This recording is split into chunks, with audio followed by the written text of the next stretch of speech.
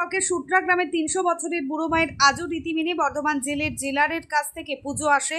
কুমারী পুজো আজও দেখতে পান ভক্তরা। মন্তেশ্বর ব্লকের সুট্রা গ্রামের ৩০০ বছরের বুড়ো মায়ের পুজো পূর্ব বর্ধমান জেলের জেলার অফিস থেকে রীতি মেনে পূজা আসে ও এই পুজোয় কুমারী পুজো আজও দেখতে পান ভক্তরা। বুড়ো মায়ের কালী পুজোটি পূর্ব বর্ধমানের মন্তেশ্বর ব্লকের মামুদপুর ২ নম্বর অঞ্চলের সুট্রা গ্রামে অবস্থিত এবং এটি বুড়ো মায়ের একটি গুরুত্বপূর্ণ স্থান।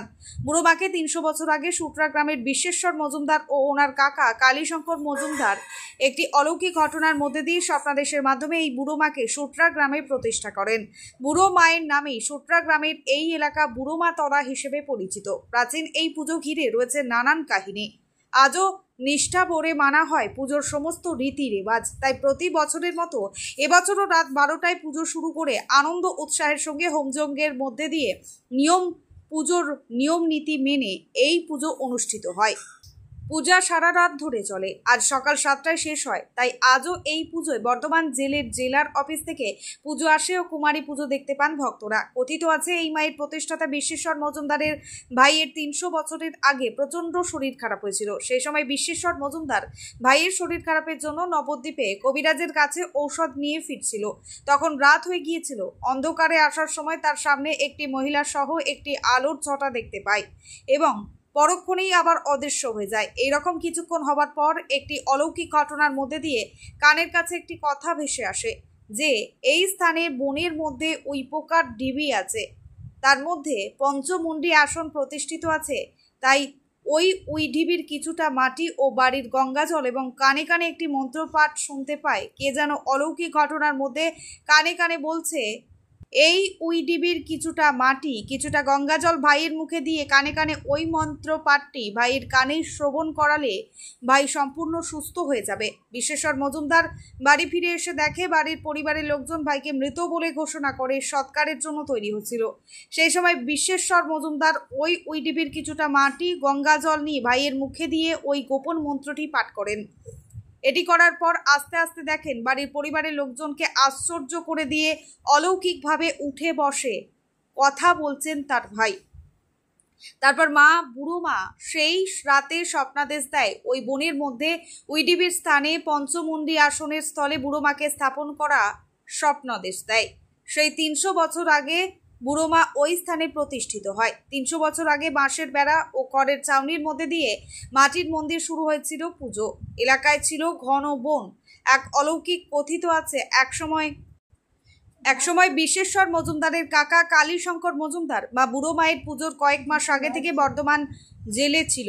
সেই পুজোর সময় মা বুড়ো মাকে পুজো করার জন্য কাউকে পাওয়া যাচ্ছিল না। কালীশঙ্কর মজুমদার বর্ধমান জেলের জেলারকে বলেন, আমাকে ছেড়ে দিন, আমার বাড়িতে মায়ের পুজো আছে, পুজোর পর আমি আবার জেলে ফিরে আসব। কিন্তু জেলার সেই কথায় কোনো কর্ণপাত না করে কালীশঙ্কর মজুমদারকে আটকে রাখে। হঠাৎ দেখেন জেলার ছেলের মুখ দিয়ে প্রচণ্ড রক্ত বেরিয়েছে এবং এক মহিলা জেলেনির ছদ্মবেশে জেলের মধ্যে প্রবেশ করে জেলারকে বলেন কালীশঙ্কর মজুমদারকে ছেড়ে দেন, ওনার বাড়ির পুজো আছে, পুজো বাদে উনি আবার চলে আসবেন। এই কথা বলেই জেলেনি অদৃশ্য হয়ে যায়।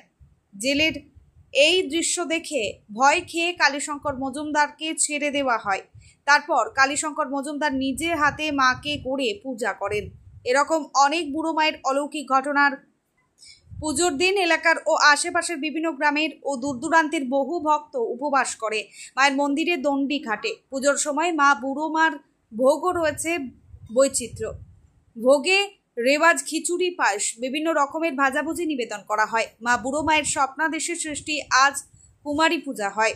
মা বুড়ো মা খুব জাগ্রত বলে পরিচিত আছে। যে যা মানত করে তা পূরণ হয় বলে জানা যায়। দূর দূরান্ত থেকে পুজোর দিন মায়ের ভক্তরা আসেন এবং মানত করেন।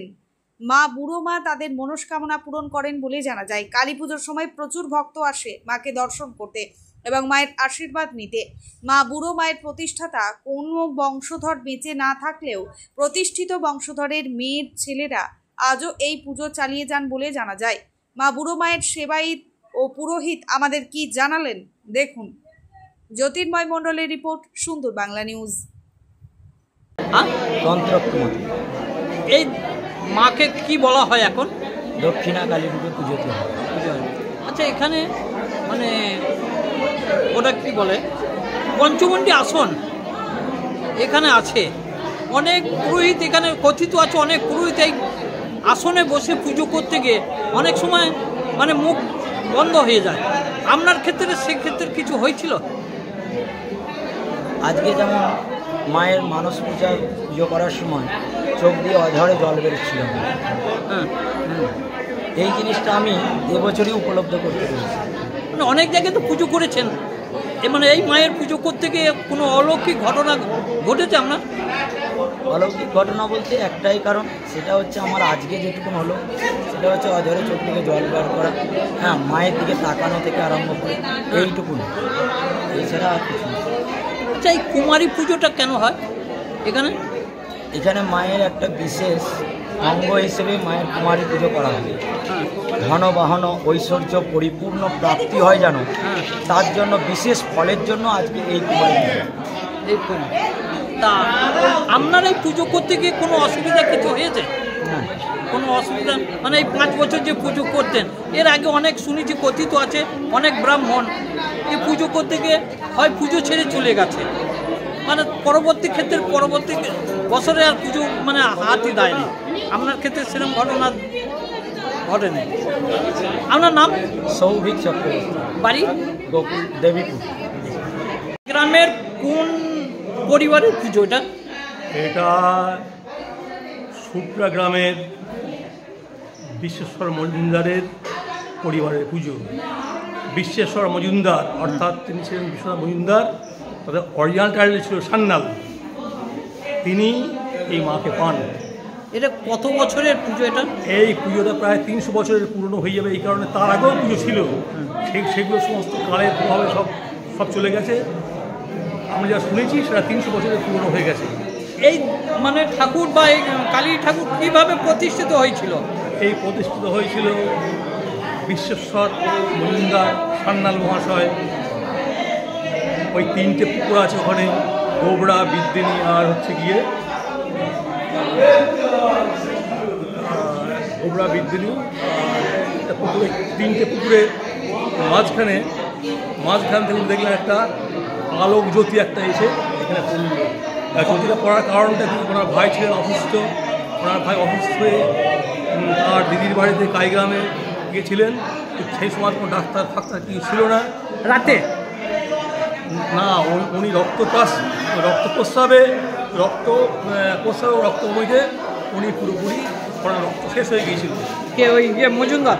না, কালীশঙ্কর মজুমদার ভাই। দিয়ে এবার দাদা এখান থেকে নবদ্বীপ গিয়ে কবিরাজের ওষুধ নিয়ে আসতেন, কবিরাজের ওষুধ দিতেন, সেই ওষুধ নিয়ে রাত্রে উনি আবার গিয়ে দিয়ে আসতেন, আবার সেই রাত্রেই ফিরে আসতেন। সকালবেলা উঠে বাড়ির স্নান টান করে পুজো আচ্ছা সেরে উনি আবার চলে যেতেন সেই নবদ্বীপ থেকে উনি পায়ে হেঁটে আসতেন, এসে বাড়িতে এসে ঠাকুরের সিঁদুর দিয়ে উনি আবার সেই ওষুধ নিয়ে সেই কবিরাজের ওষুধ নিয়ে উনি বেরিয়ে চলে যেতেন সেই কাইগ্রামে। ওনার বাড়ি কি ছিল কাইগ্রাম? ওনার বাড়ি ছিল শুক্রতে, কিন্তু কাইগ্রামে ছিল ওনার বোনের বাড়ি। বোনের বাড়ি ছিল? সেই বোনের বাড়িতে ছিলেন কালীপদ পাণ্ডে ছিল ওনার ভগ্নিপতি। তার বাড়িতে কালীশঙ্কর মজুমদার নিয়ে গিয়ে রেখেছিল। এবং সে ওষুধ নিয়ে উনি যখন গেলেন, শেষ দিন যখন ওষুধ যাওয়ার সময় কবিরাজি বলে দিল, আজকে আমার সেই ওষুধ দেওয়া আমার কাছে ওষুধ নেই।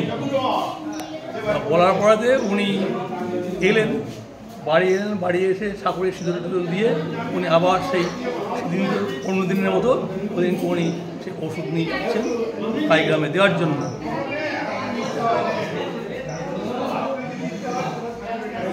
এই 3টে পুকুরের মাঝখানটাতে উনি যখন আসছেন হেরিকেন নিয়ে, তখন আলপথের রাস্তা সমস্ত ধান টান চাষ হয়েছে, আলপথের রাস্তা। তা উনি হেরিকেন নিয়ে যখন আসছেন, আসার সময় দেখছেন যে আগে একটা মহিলা যাচ্ছেন। উনি চিন্তা করছেন কারণ ঘরে হয়তো তখনকার দিন ল্যাট্রিন বাথরুম ছিল না, কেউ হয়তো বাইরে গেছে। উনি এই চিন্তা করছেন, উনি পিছিয়ে যাচ্ছেন, সেও তাদের কী হচ্ছে, এবার দাপ করে ওর দিবে গেল, দিয়ে গিয়ে এখানে একটা সামন্ত গিন্নি বলে একজন ছিলেন, বাল্যবিধবা, ওনাকে দাদা বলতেন। ওনার ওখানে গিয়ে সে হেরিকেনটা জ্বালিয়ে নিয়ে দাদু আবার ফের যাওয়া শুরু করলেন, আবার সেই একই জায়গায় হেরিকেন নেমে গেল। পরপর 3বার হেরিকেন নেমে গেল, নেমে যাওয়ার পর আর কোনো কাউকে দেখতে পেলেন না। দেখলেন একটা আলোক জ্যোতি একটা এখানে এসে পড়ল। তখন একটা আস্তাকুপ ছিল, তখন ছিল একটা আস্তাকুপ, লোকে সমস্ত কিছু ভাগার মতো ছিল এই জায়গায়, এই জায়গাটা। আর তখন একটা উইয়ের ঢিবি ছিল এখানে, ওই ঢিবি ছিল। তা দাদুকে আকাশবাণী করলেন, স্বপ্ন টপ্ন না, আকাশবাণী করলেন, দেখ আমার জ্যোতিরা যেখানে গিয়ে করলো, কালকে সকালবেলা স্নান করবি, কোনো ঘৃণা এটি পাবি না, ওখানে আস্তা করি, ওখানে গিয়ে ওই ঢিবিটা আছে, ওই ঢিবির থেকে একটু মাটি নিবি, মাটি নিয়ে আবার তুই স্নান করবি, স্নান করে তোর বাড়ির নিত্য পুজো সেরে তারপর তুই নিয়ে গিয়ে দিয়ে আসবি। এবং দেওয়ার সময় কী করবি, একটু গঙ্গা জল সঙ্গে নিয়ে যাবি, নিয়ে গিয়ে ঠোঁটের, যদি হাঁ করতে না পারে ঠোঁটের মধ্যে দিবি, প্রণাম কষ্ট করে জীবের মধ্যে দিবি, আর চোখের পাতা দুটো লাগিয়ে দিবি। তখন কালীসংখ্যা মহিন্দাকে তখন ওখান থেকে বার করার চেষ্টা করছে যে মরে গিয়েছে বলে, হ্যাঁ মরে গিয়েছে বলে শেষ অবস্থা। সেই উনি গিয়ে উনি অবস্থা দেখলেন, বললেন এটা হতে পারে না, আমি যেই হিসাব দেখলাম এটা হতে পারে না। তখন বললেন, আবার মন্ত্র দিয়ে দিলেন, বললেন এই মন্ত্র কি জপ করবো, এই মন্ত্রটা কি জপ